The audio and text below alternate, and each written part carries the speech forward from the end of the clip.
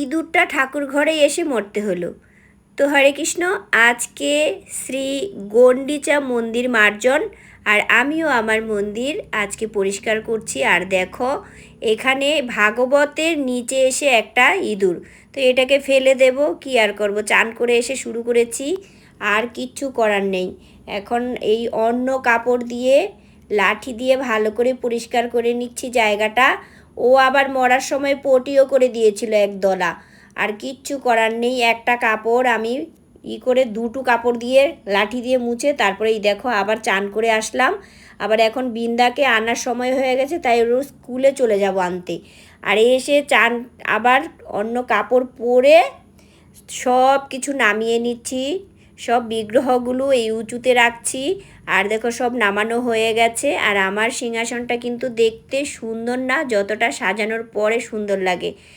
এইখান থেকে এই টুলটা দিয়ে ওঠাটা যদিও রিক্স, একবার আমি পড়েও গেছিলাম, তো জগন্নাথের কৃপায় আমি ব্যথা পাইনি। এবার দেখো পুরো মন্দিরটা দেখলে কত সুন্দর লাগে না? আসলে আমি এইভাবেই বানিয়েছিলাম।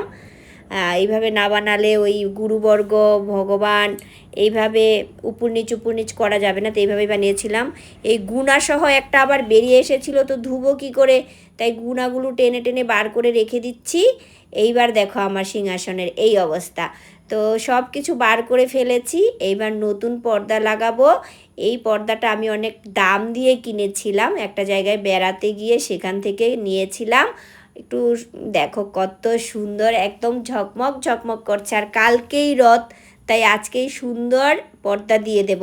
আর আমরা কেন গণ্ডিচা মন্দির মার্জন করব, মানে ভগবান জগন্নাথ বলদেব সুভদ্রা মহারানী রথে করে গণ্ডিচা মন্দিরে যাবে, আর ভক্তরা সেই স্মরণে খুব সুন্দর করে মন্দির পরিষ্কার করে রাখে, কারণ ভগবান জগন্নাথ আসবে। আর আজকে নেত্র উৎসব, এতদিন ভগবান জগন্নাথ কাউকে দর্শনও দেয়নি, আজকে দর্শন দেবে। কালকে রথে করে গণ্ডিচা মন্দিরে যাবে, আর রাজপথে সবাইকে কৃপা করতে করতে যাবে।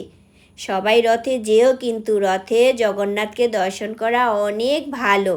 সব কিছু পরিষ্কার করে নিচ্ছি, ভাগবতের জায়গাটাও পরিষ্কার করে নিলাম। আর এখানেও দেখো জগন্নাথ আছে, আর এই সব কিছু গুছিয়ে নিচ্ছি। আর ওই নিচে আমি প্লাস্টিক দিয়ে দিলাম পর্দার।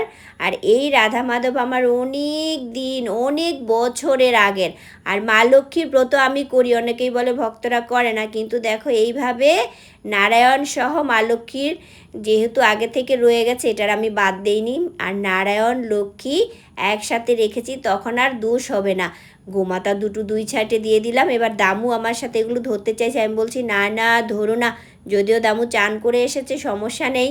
দামু জগন্নাথের চোখটা দেখতে চাইছিল ভালো করে, তো ভগবান জগন্নাথকে চান করিয়ে নিচ্ছি। কালকে যাব আবার মায়াপুর। এই রাধা মাধবকে সাজিয়ে ফেলেছি, বলদেবকে সাজিয়ে ফেলেছি, এবার সুভদ্রা মহারানী তো আহ্লাদি মাতাজি, এবার তাকে তো একটু সুন্দর করে সাজাতে হবে। ঘুমটা দেখো, মায়ের চূড়াটা কিন্তু সবচেয়ে সুন্দর। এবার সবাইকে সাজিয়ে এসে বাইরে টাইম জলে ইচ্ছা মতো ধুয়ে নেব সুন্দর করে, সমস্ত সব কিছু নিয়ে এসে বসে গেছি। এবার ফুলগুলোও ধুয়ে দেব, আর বাকি সব কিছু ধুতে থাকবো। এইগুলো আসলে আমার একটু দেরি হয়ে গেছে করতে করতে, আর জলও চলে যাওয়ার সময় হয়ে যাচ্ছে, খুব তাড়াতাড়ি করতে হচ্ছে, কি করব আর। তো আমি এই যে গণ্ডিচা মন্দির মার্জনই নয়, কিন্তু এখানে কিন্তু ভক্তদের হৃদয় মার্জন করা হয়। আজকে ভক্তের মন থেকে সমস্ত পাপ আর সমস্ত সব কিছু হিংসা বিবাদ ঝগড়া আজকে ধুয়ে মুছে কালকে জগন্নাথকে দর্শন করবে, তবেই না জগন্নাথের দর্শনের সার্থকতা হবে।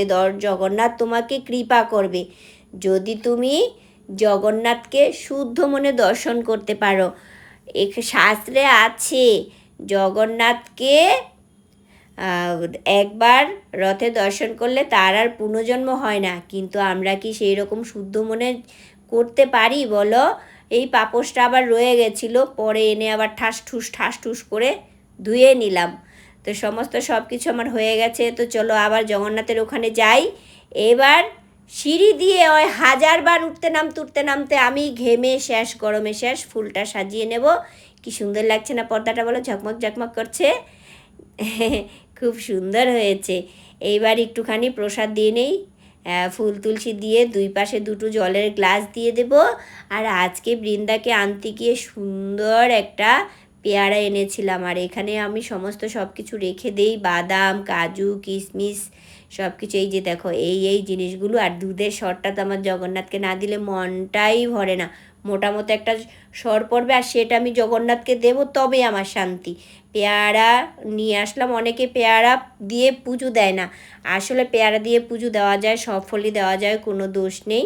আমি ভগবানকে আচমন করে ভোগটা নিবেদন করে পর্দাটা ঢেকে দিলাম। আর সবাই ভালো থেকো। হরে কৃষ্ণ, হরি বল। ওহো, দেখো আমার বৃন্দা দেবীর এই ড্রেসটা রয়ে গেছে, ধোয়া হয়নি। এটা আবার লাস্টে এসেছি ধুয়ে দেব। তো সবাই সবার মন পরিষ্কার করে রথে চলে যে